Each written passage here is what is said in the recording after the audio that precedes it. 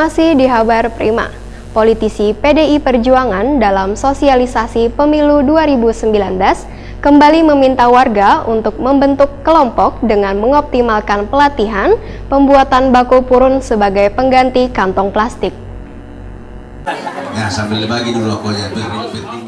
Politisi PDI Perjuangan Saud Nathan Samosir dalam sosialisasi pemilu 2019 di Jalan Simpang Anem, Gang Al-Hidayah, RW 1 Kuin Cerucuk, Banjarmasin Barat, Jelang Kamarian Jumat 22 Februari 2019, kembali meminta warga untuk membentuk kelompok dengan mengoptimalkan pelatihan pembuatan bakul purun sebagai pengganti kantong plastik. Pengurangan ratik plastik nang jua didengungkan caleg DPRD Banjarmasin ini sejalan dengan keinginan pemerintah kota Banjarmasin. Selain itu, masalah pendistribusian LPG 3 kg pun kembali menjadi pertanyaan warga. Menurut Saud Nathan Samosir, seharusnya permasalahan ini menjadi tanggung jawab wakil rakyat, sehingga jika terpilih nanti dirinya berjanji akan mengkomunikasikannya dengan instansi terkait mengenai pengawasan wan pendistribusian yang dinilai lemah. Bahkan permasalahan gas melon ini sering terjadi. Dalam kegiatan yang dihadiri sekitar 250 orang ini, ada salah seorang warga yang mempertanyakan mengenai pembayaran tagihan bulanan banyu barasi PDAM Banjarmasin yang dinilai memberatkan warga. Lantaran pembulatan 10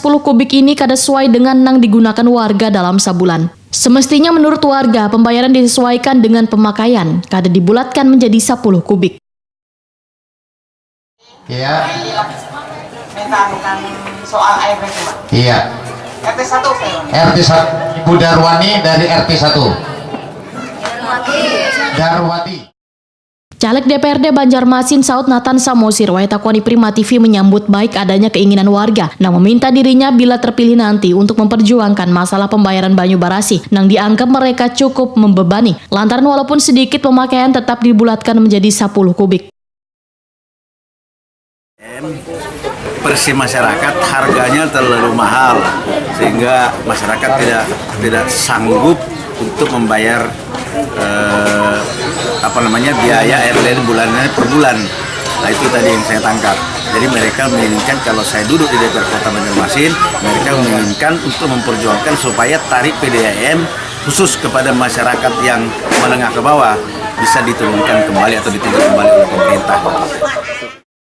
Untuk memberikan peluang usaha, maka Saud Nathan Samosir berjanji akan memberikan pelatihan bagi kaum milenial yang disesuaikan dengan keahliannya masing-masing. Dengan menularkan keahlian yang disesuaikan dengan kaum milenial, maka pengangguran pun bisa dikurangi.